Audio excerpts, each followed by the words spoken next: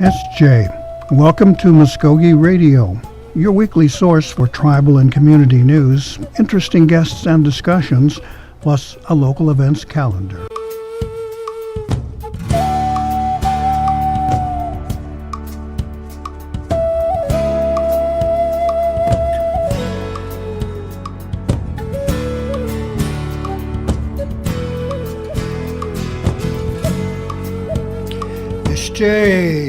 Stongo, Gary Fife, Jaho, Jeff Kudos, Radio, Mabu Hajit, Wichkis. Today we have two segments looking at services being provided by the Mvskoke Creek Nation, things that are extremely important, I think, in this particular time of the year. We'll be speaking with some staff members from Arbor Care Services, some gentlemen who have been extremely busy in the last few weeks. And then in the second half of our show, we'll have the folks from Lighthorse coming in to talk about their take on the shootings that have been happening around our nation and the conflicts between peoples and what their experiences have been since then. But that's in the second half of the show. But first of all, we want to welcome to the studio Mr. Phil Booker, who is the Risk Management Manager, and Oscar Hicks, who is the Supervisor of Arbor Care Services. Gentlemen, welcome to the show. Appreciate you taking time to come down and talk with me today. Hello. First of all, let me toss it out there. I guess maybe you could explain what the mission of Arbor Care Services is. It's not a landscaping company or nothing like that. It's got a far more serious purpose and priority, right? Yeah, what our mission is to prevent any damages to the citizens' homes, even from the electric line that runs from the transformer pole to your meter, which is on your house.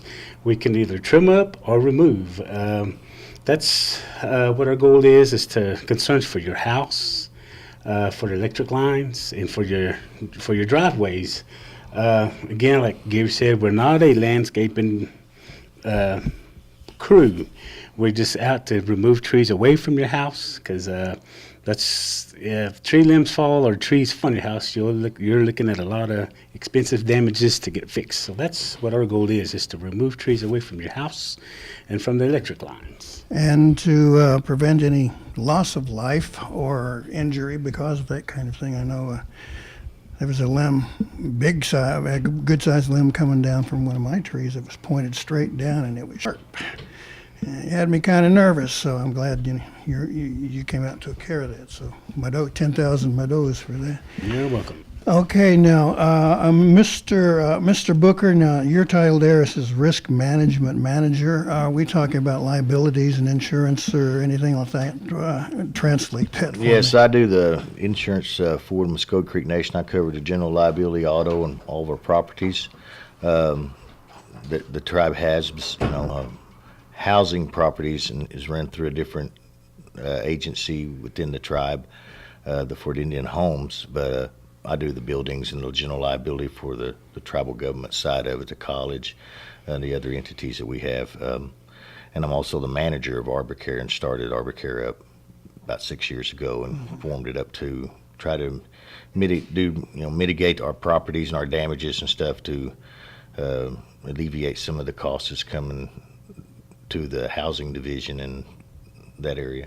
Well, that's an intriguing thought. Did you recognize a need there? You had people with nowhere to turn. I presume the services you provide would be pretty expensive if they were done by a private company. But you guys filling a need there that you saw? Yeah, the private industries make a killing at what Arbors are doing for free for our citizens. If our citizens had to pay for that services, it'd be pretty heavy cost to the tribe. But then also, us trying to help them ourselves, I seen the need through past ice storms, and that's really what brought it on back in, I think it was 2004. We had just started our emergency management department up and had the bad ice storm down south, or the southern part of our jurisdiction. Then following year we had one at Tulsa area, northern part of our jurisdiction, and we had we ended up having several call-ins, several different areas, and so we got with the community centers formed up crews in Bristow and Tulsa area to go out and assist the tribal citizens in removing tree limbs from their houses and driveways for emergency vehicles to get to and from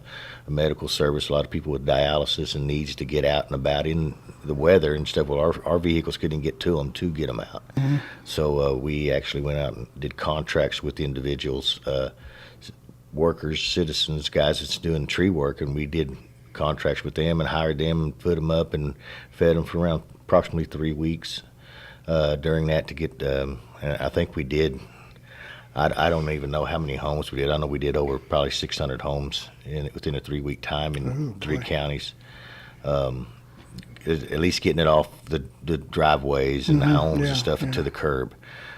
Same thing we're doing right now, but we're trying to do it when there's not storms there. We're trying to do it before the limbs fall, before they do damage to the house, before they knock the electric out. We're trying to get that done so when we do have the high winds and the ice storms, we're not getting all those call-ins and those costs. Mm-hmm. And it's not coming back on contractor costs to force account or some other department at Tribe.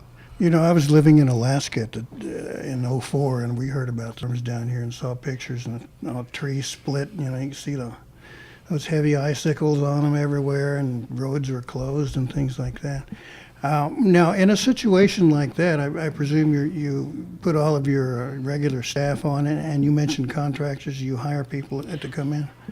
No, we haven't in the past. We have an emergency response team and other citizens or employees and other departments that has jumped in and helped out, and other citizens helping citizens out. We had crews coming up that was formed at Eufaula community and in the Shakota area. And they came up to Tulsa and stayed in that area and stayed for 2 or 3 weeks at the community center there. We put them up and housed them and fed them and had them working day in and day out, and they jumped in right with everybody else. We hadn't had that situation happen since then. Since Arbor Care's been involved, we haven't had the bad ice storms or something. We've had the wind storms. We've had some tornadoes in certain areas, which are usually not as widespread as the ice storms. And we've been fortunate not to have any of the bad ice storms we had in the past. But I'm sure if we did, we would have tribal citizens wanting to jump in and help and volunteer their services to help us. And I know Oscar probably can add to that as far as the summer youth and things like that we've had in the past. Before we get any further here, let's talk about eligibility. Now, you've mentioned the word citizen, and that's crucial into the people you can serve, right? Yes. To be eligible for getting your work done on your trees is to be a creek citizen, live within the creek boundaries. It's a free service. There's no other. I don't know how you say it, but money, cost. And there's no cost coming out of your pocket. So that's what we do, and it's just a waiting period. First, we do assessments on the tree work and where it could do the damages. When the assessment is done, we've got a waiting period, so that it could be a while before we get to you. So that's, like I said, when you call in, just wait on this. I myself or workers will be around to do the tree assessment. Mm-hmm. Then we'll go from there. Like I said, it's a waiting period. You just have to wait on us because like I said, it's a free service. And again, we're not landscapers. We don't beautify the trees. We just get it away from your house, which may be in danger and falling on your house. So. Sure. Well, yeah, I think that's a wonderful service that you provide to our tribal members. I know I've had some non-native neighbors who were quite envious that we were being helped by the tribe like that. And they said, well, how can we get some of that? And I said, well, you have to be a member of the tribe and you have to be an Indian person. I said, oh, I guess that cuts us out. And I said, well, there you are. Yeah. However, the county and city might help you out there, so it's not entirely kind of thing. Now, you mentioned assessments, though, so I presume that yourself or someone from your staff would come out and take a look at what you got and what you're going to have to deal with and what kind of resources you're going to have to call in, right? Yes. So what runs through your mind when you look at a place? Well, I look at the tree and the position of the tree, if it's around the house. We've got a bucket truck, and if it's a bucket truck accessible, we got a crew that'll come out and do that, either to remove or to trim off the trees away from your house. And a lot of them call in too, so I got things on my fence. We do not do fences. It's just your house, your service line, and probably your driveway. So, and again, we got another crew that's a climbing crew that if it's not bucket accessible, these guys are trained and experienced in climbing and removing trees, even if they're limbs over the house, if a bucket can't get to it. So those are the two crews that we do have.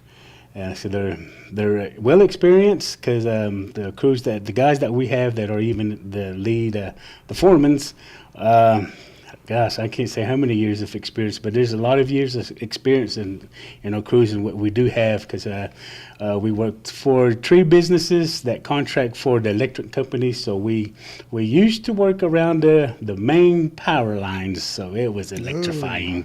So yeah, I used to work for the electric company, and we had to deal with a lot of the stuff, and those guys would take incredible precautions. So that was it. Now.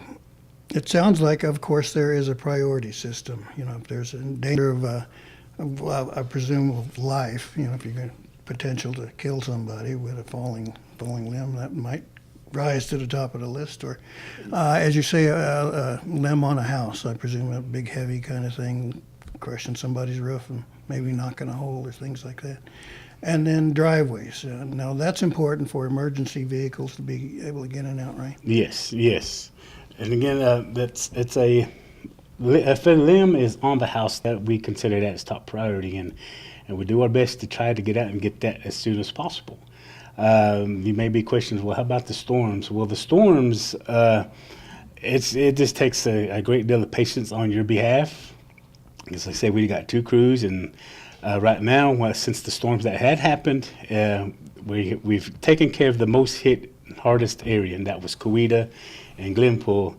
And actually, when we started doing the storm work, it was on a Thursday night, I think it was. Yeah, a Thursday night, and we was in Glenpool, and Gary was one of the guys that called in and said, "Hey, I got some limbs that's over my house fixing to fall." So we had a crew there, so we went to his house, and actually that's when the big storm started. And after that, we had call-ins right a second after they hung up with me. There's a call-ins coming in. But we do our best to try to get the top priorities. And, like I said, if it's just, something that's just, against the house or just barely over your house, we don't rush out to do those. Like I said, it's just a waiting period. And like I said, we try to do our best to get to the major ones. Limbs broken or fixing to fall on the house, even for the tree well. Like I said, we've got a lot, and there's probably people out there say, "Well, you ain't got to my house yet, but just be patient with us, and we'll get to you." Sure. And my hat's off to you and your crew for riding out that storm in my driveway. Don't let those trucks start rolling backwards. Yeah. The storm broke just as you guys pulled in, pretty much. So, Yep. Then you had to leave. Yep. And because of these priorities, that's when your calls are. How long is that list? Anybody got? I don't know how many we have on it. We have a software program we came up with to enter the work orders into. Oscar does reports and gets to us, but we've narrowed it down. At the end of the year, we try to go through and get everything caught up from the previous year. So that right there lets you know we're at least a year behind. And then sometimes we'll get caught up within 6 to 4 months on call-ins. Yeah. And then you get a storm like this hit. Well, when a storm like this hits, you're still getting call-ins that aren't emergencies. So then we have to put that priority in. So it's just been an ongoing process. I'd like to, before we get off the subject of the past storms, thank a couple of businesses that helped us as far as our Arbor Care workers and fed us. And then both of them I know are tribally owned businesses. One of them is the Broadway Bakery in Coweta. The Coweta was without electric. No place was open to eat, get anything to drink. We had bottled water and Gatorade and things like that. And I just happened to see the door open at this bakery and stopped and asked them guys if they had any donuts. And it was about 6 to 7 that evening. We ate donuts in the Walmart parking lot for not a good nutritious supper, but that's all we had. And that was appreciative of it. And then the following day, we got a call from Johnson Stepping Stone in Bixby. Right. We went. He did all of our workers cheeseburger baskets and fries and hamburger and things. And then I think about 3 days after that, the following Thursday, I believe it was a Thursday, a week later from the initial storm date, he knew we'd been out all week and all weekend working and late at night and stuff. And he invited us up that afternoon at 3 o'clock to eat all-you-could-eat catfish and fed everybody on the Arbor Care crew. Now, I've had their catfish, by the way. It's Right. really good. We appreciated that and wanted to, take our hats off to him on that. While we're talking Stepping Stone, they do a darn good Indian taco, Yes. too. Now, it's so nice to see the community respond and pitch in like that. The storms we had just weeks ago, I mean, those were pretty powerful winds, but they weren't. I didn't hear the word tornado classified or tossed into the mix anywhere like that. When there is a tornado involved and going through our area, I presume your calls and cries for help rocket up considerably. Then. Yes. Go ahead, Oscar. We also, just to let you, talking about tornadoes, we've been called out, the Arbor Care Boys have been called out, crew, and went to help other tribes help the Shawnee area That's great. during those storms there. They knew we had Arbor Care Services, and we were one of the first ones they called. I know me and James Nichols responded that night of the tornado.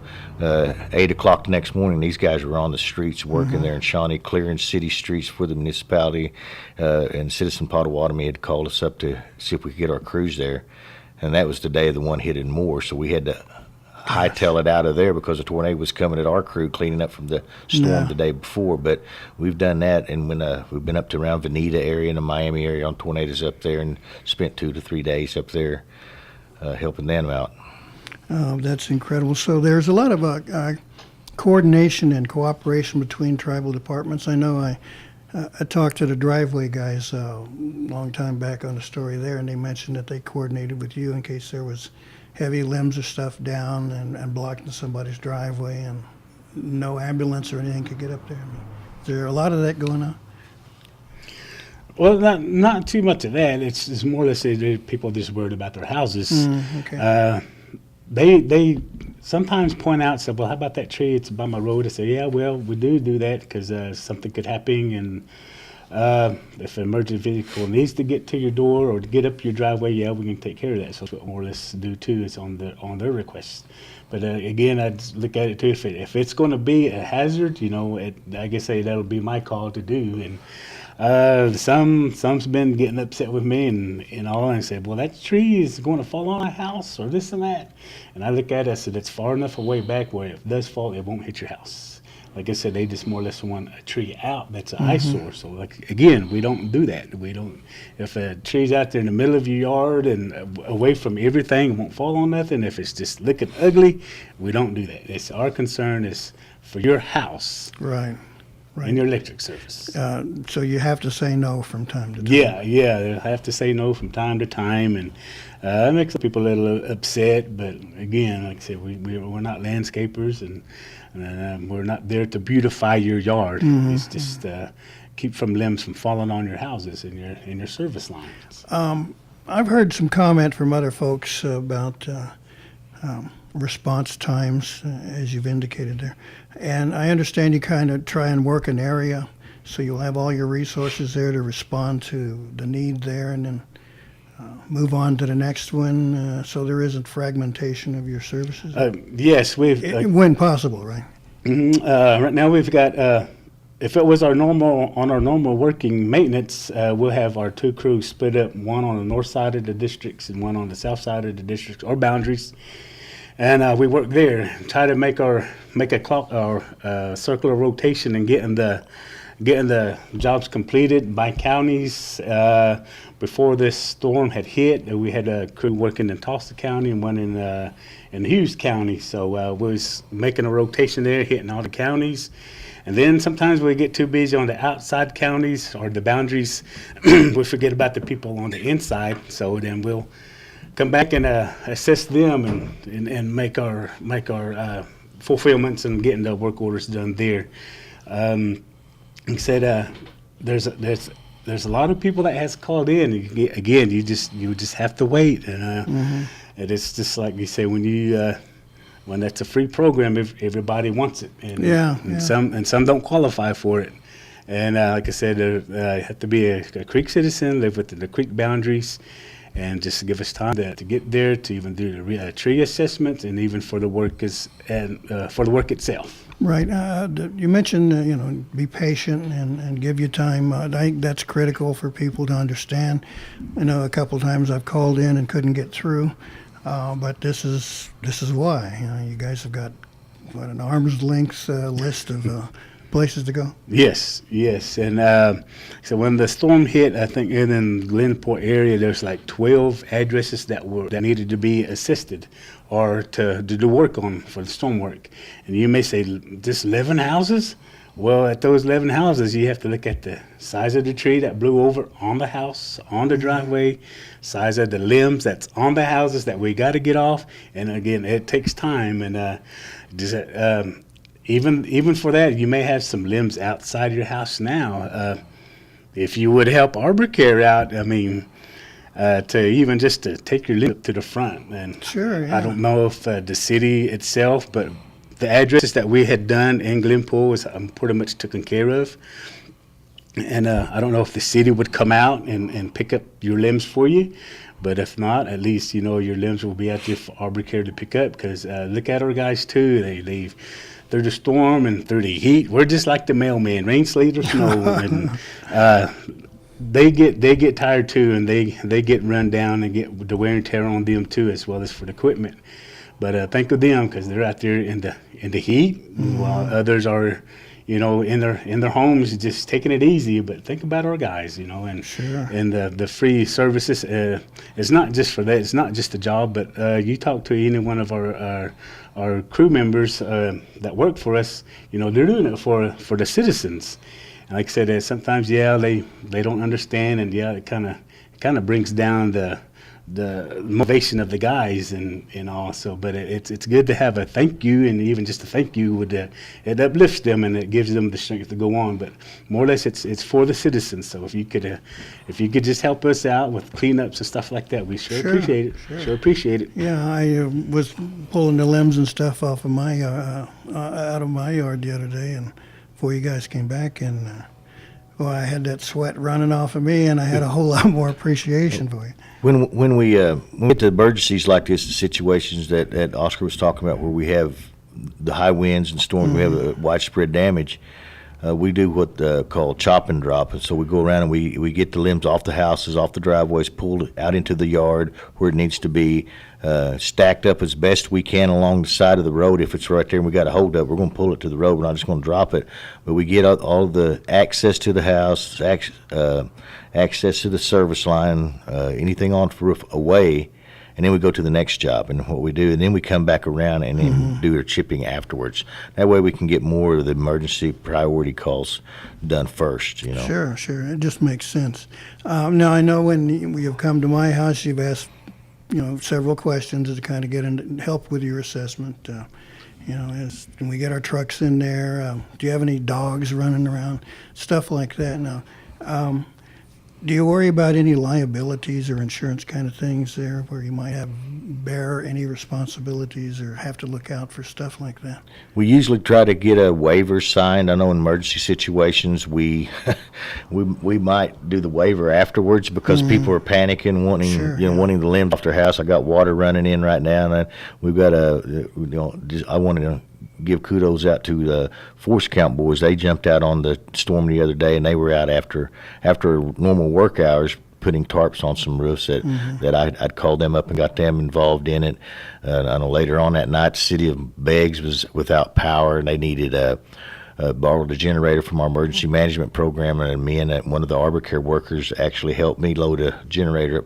After we'd worked and got home about 8, we went out about 9 until about 1 in the morning, got a generator hooked up to the water plant over in Beggs and got them water. But yeah, we worry about the liability to the point that we have a waiver that we like for them to perform on a regular average work day. We can do everything proper procedures. It gets kind of out of whack in emergency situations when you know.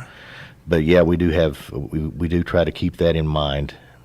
Right. All that came to mind is I spent a couple of weeks with a fire crew in California, and they ran through all the same situation.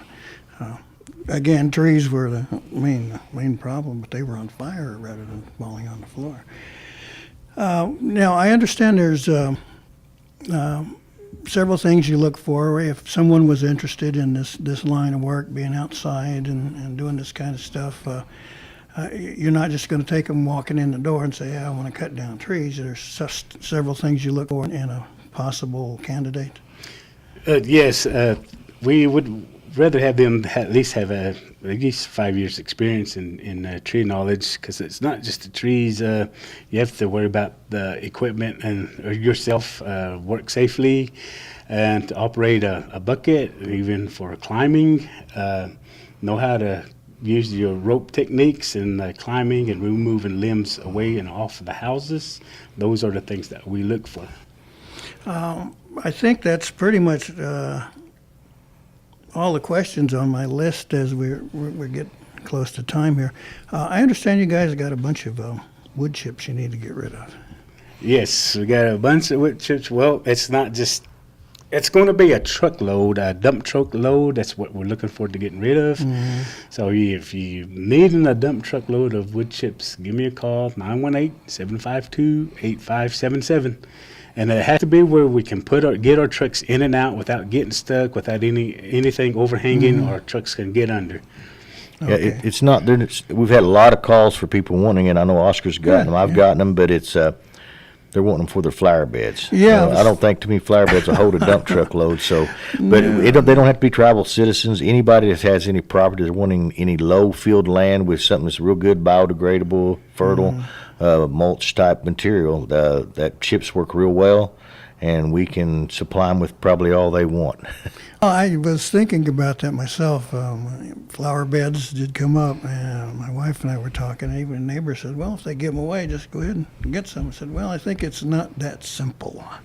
I can handle a bag or two, but I don't think that's the way they deal, so anything like that. If you wanted to leave a thought in the minds of our listeners here about your service or what they should think about when they want to call you, kind of a parting thought, either one of you guys got something you'd like to share?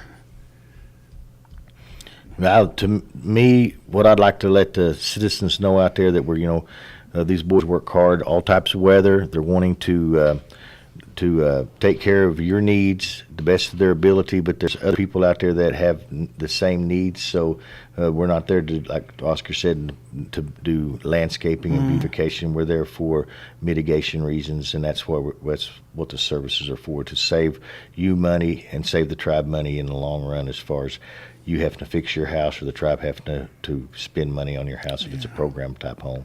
And folks, if you're listening and thinking about this, if they show up to help you out, a 6-pack of cold water might not be too bad. Sweet tea. Sweet tea, yeah, there we go. All right, well, gentlemen, thank you so much, Phil Booker and Oscar Hicks from our Arbor Services program, for coming in and explaining what you do, and in light of the storms, why there may be a delay in getting you out there. So good luck with you. We hope that you don't get too busy. Appreciate you having us. All right. Thank you. Thank you. All right, we're going to take a short pause here on Mvskoke Radio, and we'll be back with our crew from the Lighthorse Tribal Police Department to talk about what's been on their mind during our recent rash of shootings around the nation. So please stay with us here on Mvskoke Radio on 1240 The Brew. Who am I? Am I native? I don't want people assuming things because I'm Indian. I just want to be me. But how do I live in two worlds? Some guys just check out by doing meth. That ain't for me. Because I see my family, my friends, my drum making, my future. There are a lot of cool things about being who I am. And meth isn't one of them. Learn more at ncai.org. A message from the Partnership for a Drug-Free America and the National Congress of American Indians. Hear that? That's the sound of Hope being killed by meth. Methamphetamine use is causing huge problems in our community. Hear that? That's the sound of something you can do about it. Events like rodeo, res ball, and family time can help keep kids away from meth. Talk to your kids. Keep our culture alive. A message from the Partnership for a Drug-Free America and the National Congress of American Indians. Learn more at ncai.org. One Fire Casino in Okmulgee offers Ladies' Day every Monday with $5 match play, VIP days for seniors on Tuesdays, lunchtime match plays on Wednesdays and Thursdays, and several other drawings and prizes throughout the weekend. Don't forget to take advantage of spinning the wheel on Sundays to win up to $5,000 cash. Be sure to check out the daily meal specials at Council Oak Cafe. There are exciting monthly giveaways with extravagant prizes. Come and play at One Fire Casino, where it really is okay to play with fire. Welcome back to Mvskoke Radio here on 1240 The Brew. Gary Fife sitting in comfortable studio and looking out at the hot weather. Now joining us here in studio is the Chief, Robert Hawkins, and Deputy Chief, Daniel Wind III. Now, last time we spoke with you gentlemen, the chairs were switched, I understand, and now this is all confirmed and squared away? It will be confirmed come the end of August. Okay. Had to complete some tasks and everything prior to confirmation, but those will be accomplished within the week. So Great. It should be. We should have the ball rolling on it now. Okay. By the way, folks, that is Robert Hawkins, and we have David Wind III and his deputy. Now, the reason we brought you in, of course, to get your thoughts on what's going on around the country, but. Do you have kind of a capsule idea of what your mission is as Lighthorse officers for the Mvskoke Creek Nation? How would you describe that job? Well, our mission is to provide the best protection for our citizens, and not only just our creek citizens, but the citizens in the communities that we are jurisdiction with. We want to provide the best protection, services, public relations, and just basically move our communities forward. And we're striving to do that. We hold our officers at very high standards, and they are doing an extremely great job at doing this task that we're asking of them. Now, you've got an immense district to cover. 11 counties. And a lot of that's rural areas. Do you have the staff? I'm trying to get rid of that word manpower, but the crew to do that and the equipment. Do you have what you need to get the job done? Well, we are, like I said, we have a great group of officers that are out there. At times we are spread thin, but we are currently in the hiring process. We are manning our patrol officers that are out here on the streets. We're manning them with new officers. We're bringing them in, getting them orientated and trained, and getting them on the street. That is going to really benefit our manpower, or our staff out on the street. And then as well as we are staffing the River Spirit expansion, trying to get that up and going, and so that we can have the best protection for the patrons that will be coming in up there.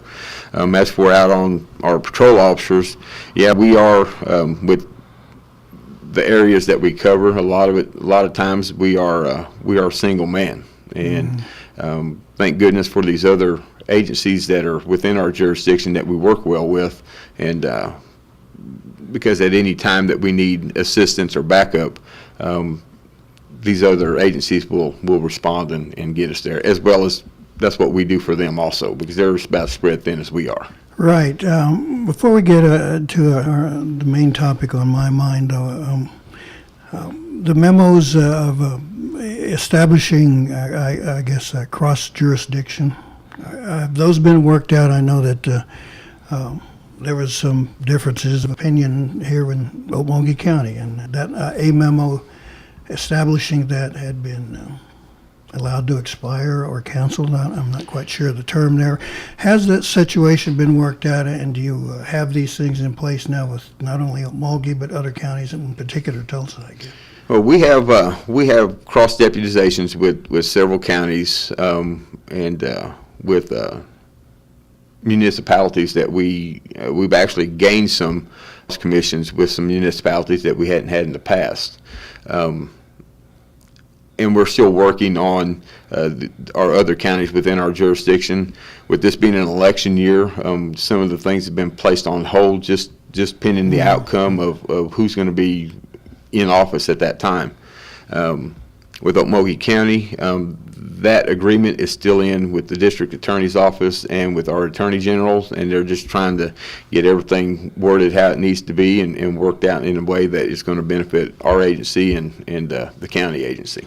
So if someone was doing something stupid on the roads and one of your officers had to take some action there and pull them over, then they should understand that, yes, you guys do have the jurisdiction and ability to do that. And, it makes it easier whenever we are cross-deputized with a jurisdiction, with a county or a municipality. It makes it, it's a little bit easier on, a little bit more than what we can do. When it comes to public safety, our officers are gonna respond whether we're cross-deputized or not with that agency.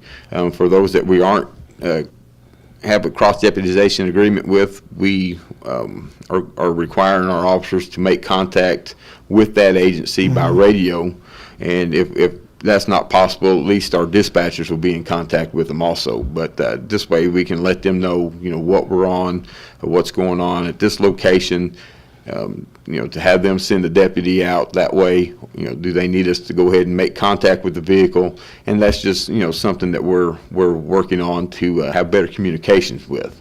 Well, that's an important first part. One of the things that allows us to act on instances where it is an issue of public safety, under the state statutes, since our officers are state certified peace officers, then we're mandated to protect the public. And in the instance of a possible DUI driver, then we have the authority under that statute to go ahead and act. But as Chief said, we will contact the local agency, the sheriff's officer, wherever we're at, just kind of give them a heads up and see if they want to send someone over to, just to assist as well, or to take it over if need be. But so that state statute allows us to act.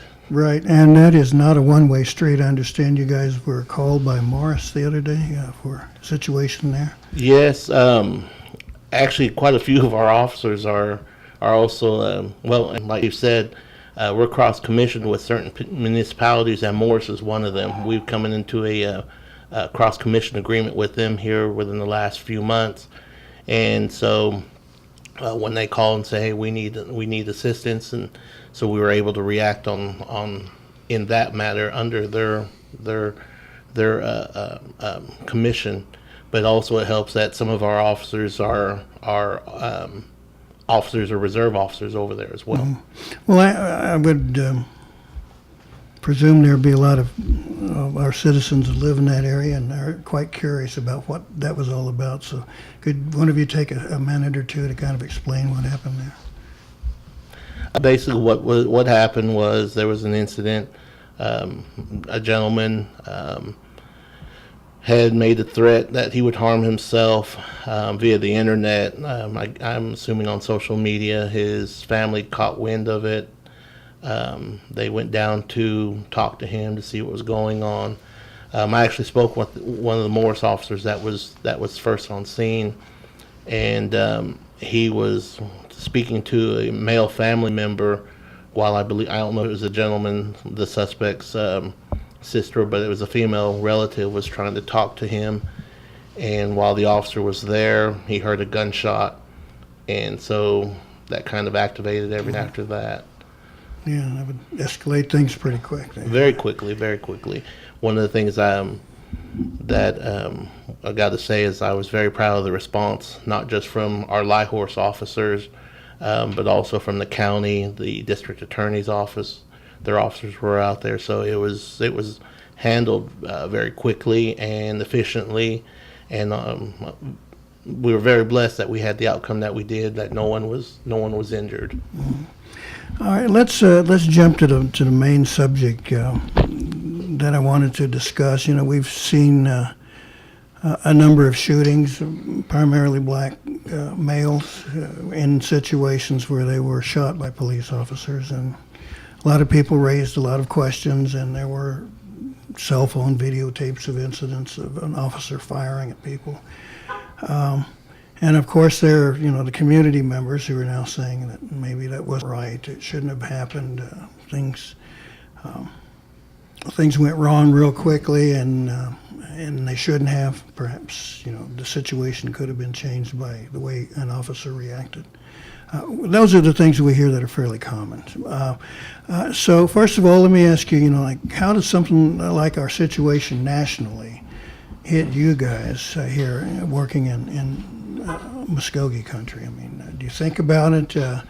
Has it instigated any new policies, or do you talked about it among yourselves?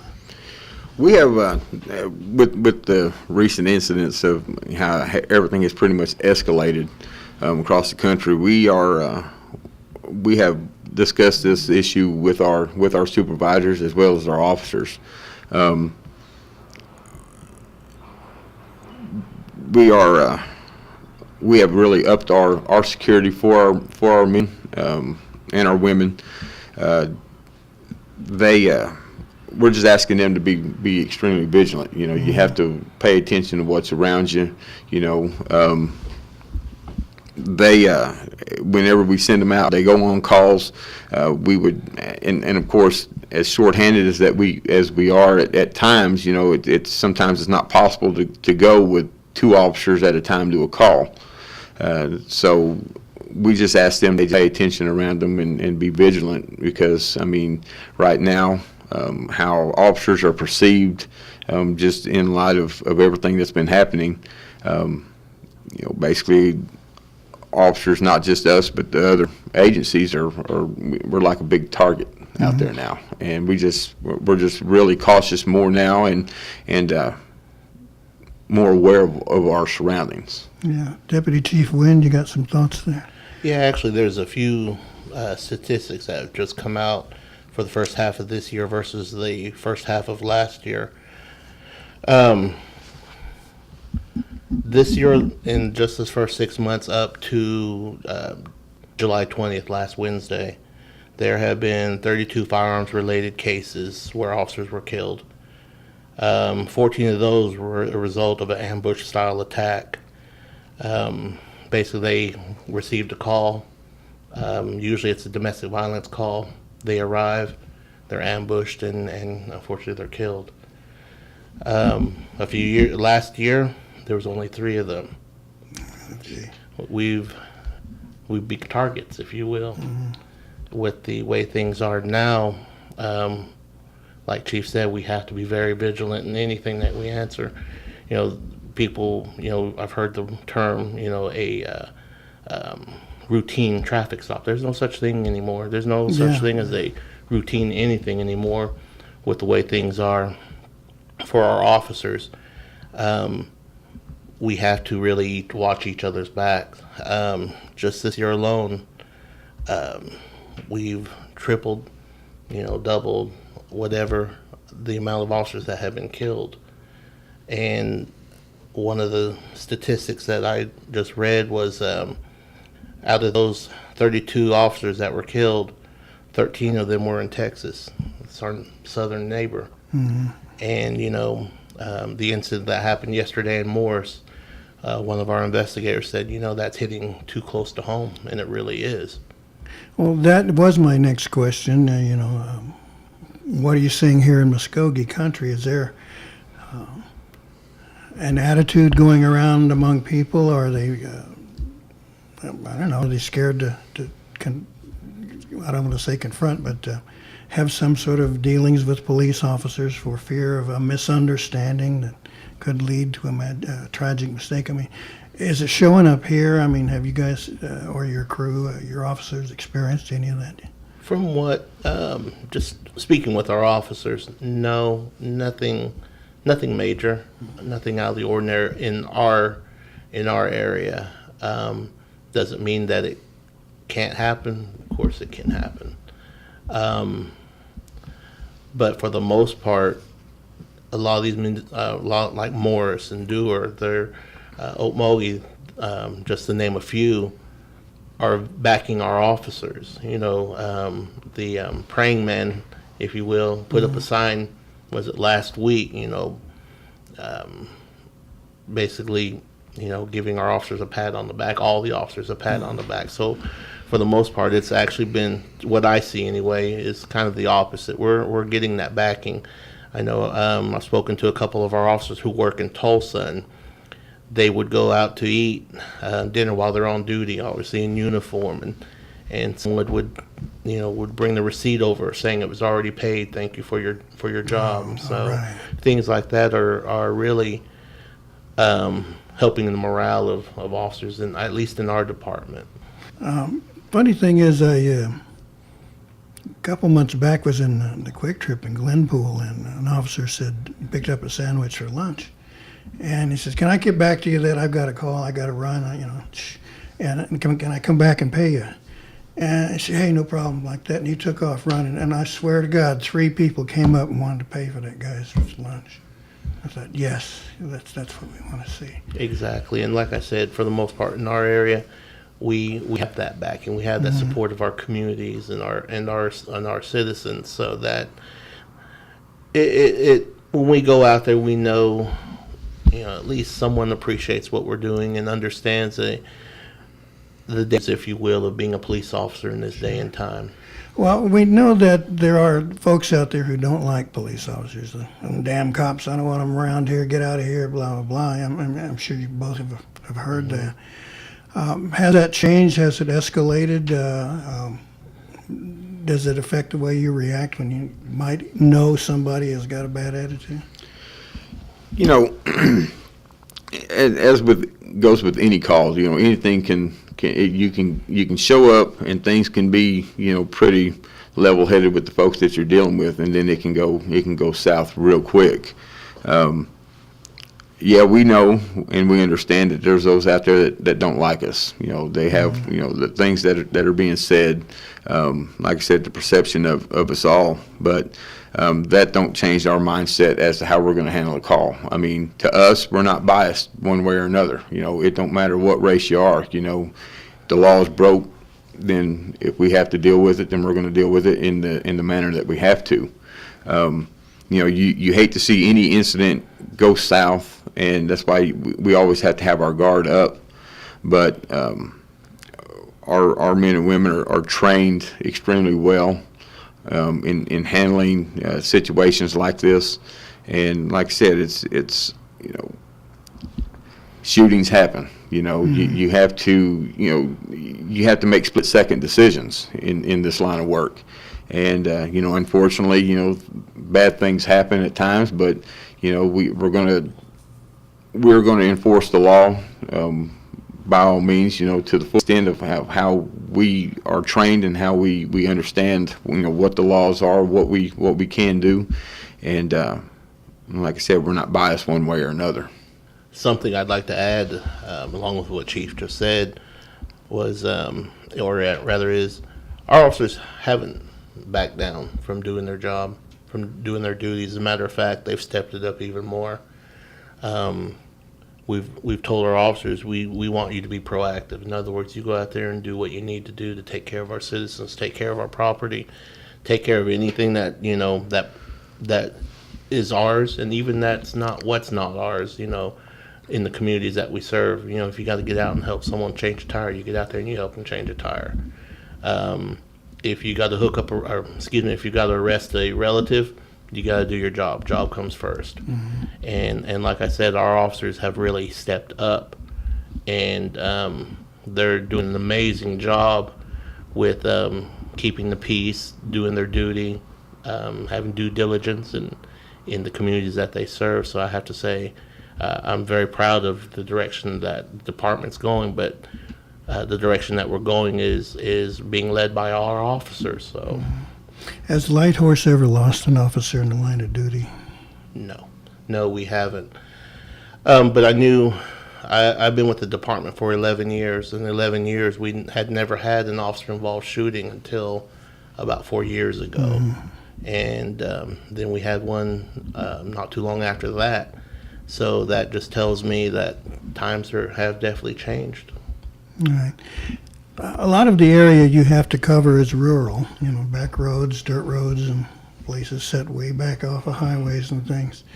And Oklahomans are really fond of their guns and quite adamant in their Second Amendment rights.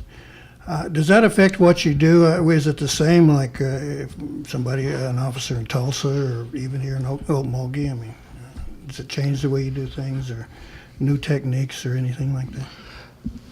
No, it don't change how we do things. It just, we do understand that, our citizens here in the state, and especially in our areas, we know there's a weapon, more than likely a weapon to be present, no matter where we wind up. It don't change how we do things. It just makes us more aware of what's around us, and like I said, we just really have to be prepared for the unexpected.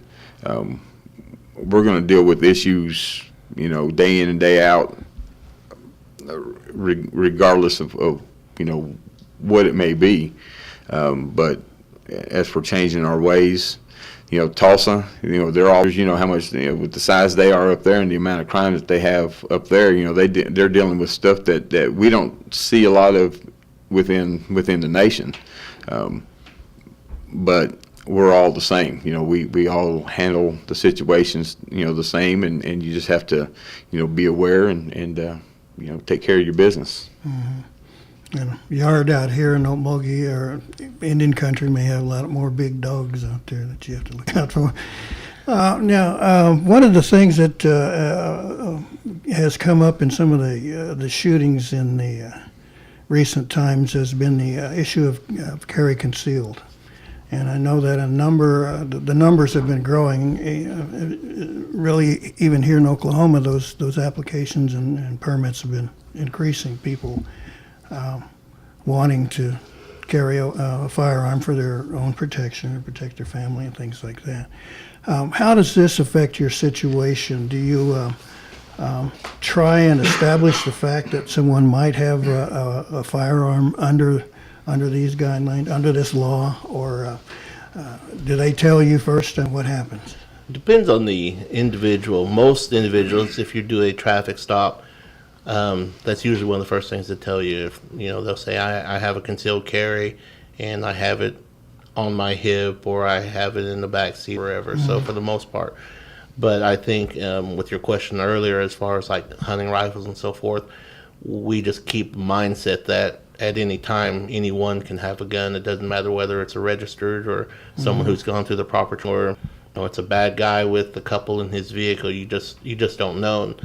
Oklahoma being the way it is with our guns, and you're right, we love our weapons. Hunting, sports, whatever. So you kind of just we should just assume that there's a weapon in the vehicle or in the house. I know the incident yesterday in Morris, from what I was told, was he had a cache of weapons and ammo in there. Ugh. So that's just, like I said, you just go in with the assumption it's better safe than sorry. So it's a good idea then, if you do have a permit and you have the weapons, let that officer know right off the bat. Definitely. Okay. And ask him how you might want to proceed then. Yes. Okay. Darn it, I just had a great question just slipped off my mind here. I'm getting old here. One of the things, if you don't mind, we speak of our officers, in this day and time, and with the shootings such as the one in Dallas. I grew up in Dallas, so that I've always considered that home. But when you lose officers in that way, you see it on TV. You see the officers, they're looking out after each other, hugging or just trying to console each other. I think we tend to forget about our dispatchers. Our dispatchers are our lifeblood. They're the ones that give us the information.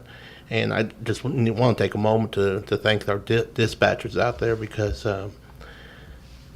when the guys that are out on the street, that's their guys. They're men, they're women, that's their officers. And they go through things emotionally, physically as well. just like the officers on the street, because you hear about the thin blue line that we're a family. We are. And, like the good book says, when one suffers, we all suffer. When we're all victorious, and so forth. And I just want to thank the dispatchers that are out there listening, and thank you for what you do. You kind of led me back into the question that just slipped out of my mind. What's the morale like? I mean, I know you've got to be affected when you hear of a shooting, either way. Someone dies because of an officer had to take action, or like in Dallas, they were ambushed there, and other places like that. So how does it affect your crew? I mean, what's the morale? I mean, do they talk about this kind of thing? Do they show you how they feel? Whenever, an officer dies, that's, it's one of our brothers and sisters, no matter what part of the country they're in, they're one of us. And in light of Dallas and Baton Rouge and all the other areas that this has been occurring in, it's a concern. It's a talk amongst our officers. Morale-wise, it's our morale is, we have good morale in the department. It's definitely where we like it. But like I said, in light of these incidents, it is concerning, and they do talk about it. We all talk about it, and it's saddening, and you feel for the families of the fallen. But we also know that we're going to go at the end of our shift also, and we're going to do whatever it takes to do that. And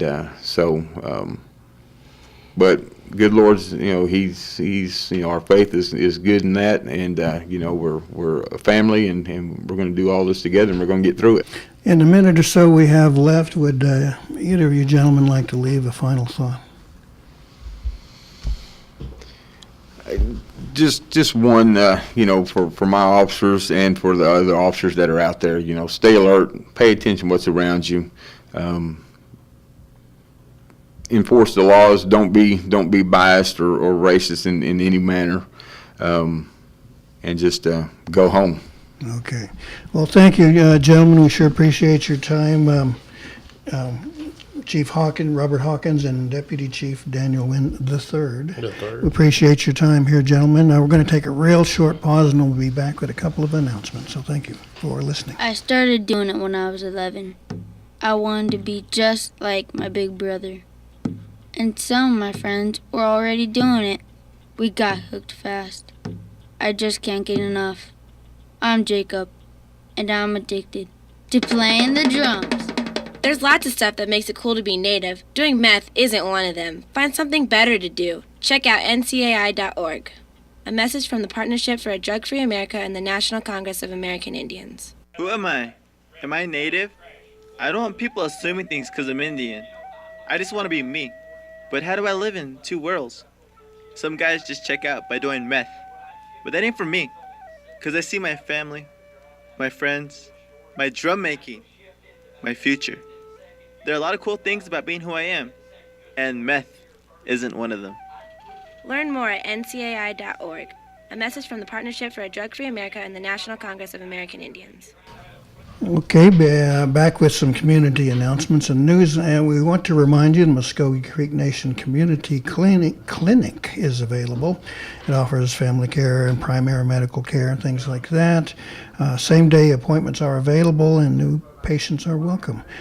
It's in the Baker Building, 1201 South Belmont here in Okmulgee, Suite 207, Mondays through Fridays, 8 to 12, 1 to 5.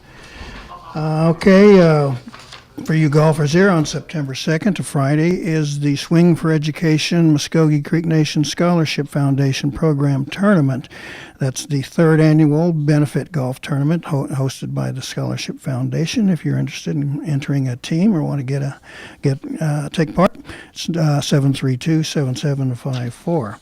Reminder that, darn it, the splash pad is still down for repairs. Hopefully they'll get that fixed up. We know it was incredibly popular, and we got the heat of August coming, so hopefully they can get that fixed, and as soon as they do, we'll let you know. Bristow is setting their community auction August 6th. For more information, call their election committee, 918-231-6890. Okay, but powwow set for October 1st in Mvskoke. The Merle Indian Children's Powwow is set for October 1st at their Student Life Center in Mvskoke. Admission's free. For information, it's 918-682-2586. That's it for me here on Mvskoke Radio. Thank you for listening. Mado Mabo Hedget's good. Almost had it.